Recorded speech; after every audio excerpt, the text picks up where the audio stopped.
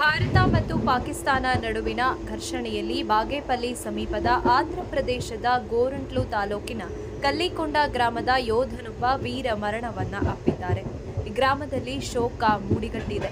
ಮೃತನ ಪಾರ್ಥಿವ ಶರೀರ ಶನಿವಾರ ಇಂದು ಗ್ರಾಮಕ್ಕೆ ಆಗಮಿಸಲಿದೆ.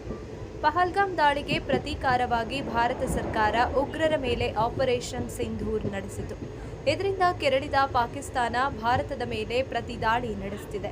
ಈ ಸಂದರ್ಭದಲ್ಲಿ ಪಾಕಿಸ್ತಾನದ ದಾಳಿಗೆ ಚಿಕ್ಕಬಳ್ಳಾಪುರ ಜಿಲ್ಲೆ ಬಾಗೇಪಲ್ಲಿ ಸಮೀಪದ ಆಂಧ್ರಪ್ರದೇಶಕ್ಕೆ ಸೇರಿದ ಕಲ್ಲಿಕೊಂಡ್ಲ ಗ್ರಾಮದ ಶ್ರೀರಾಮುಲು ನಾಯಕ್ ಹಾಗೂ ಜ್ಯೋತಿಬಾಯಿ ಏಕೈಕ ಪುತ್ರ ಮುರಳಿ ನಾಯಕ್ ಹುತಾತ್ಮರಾಗಿದ್ದಾರೆ.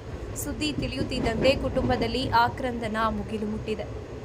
ಹುತಾತ್ಮ ಮುರಳಿ ನಾಯಕ್ ಮನೆಗೆ ಆಂಧ್ರ ಸಮಾಜ ಕಲ್ಯಾಣ ಸಚಿವೆ ಸುಮಿತ್ರಮ್ಮ ಭೇಟಿ ನೀಡಿ ಕುಟುಂಬದವರನ್ನ ಸಂತೈಸಿದ್ದಾರೆ. ಭಾರತ ಮಾತೆಯ ವೀರಪುತ್ರ ಮುರಳಿ ನಾಯಕ್ ಹೆಸರು ಸೂರ್ಯ ಚಂದ್ರರಿರುವ ತನಕವೂ ಇರುತ್ತೆ. ದೇಶಕ್ಕಾಗಿ ಪ್ರಾಣತ್ಯಾಗ ಮಾಡಿದ ಮುರಳಿ ನಾಯಕ್ ಕುಟುಂಬದ ಜೊತೆ ಆಂಧ್ರ ಸರ್ಕಾರ ನಿಲ್ಲುತ್ತದೆ ಎಂದರು. ಮುಖ್ಯಮಂತ್ರಿ ಚಂದ್ರಬಾಬು ನಾಯ್ಡು ಸಹ ಸಂತ್ರಸ್ತ ಕುಟುಂಬಕ್ಕೆ ಕರೆ ಮಾಡಿ ಸಂತೈಸಿದ್ದಾರೆ.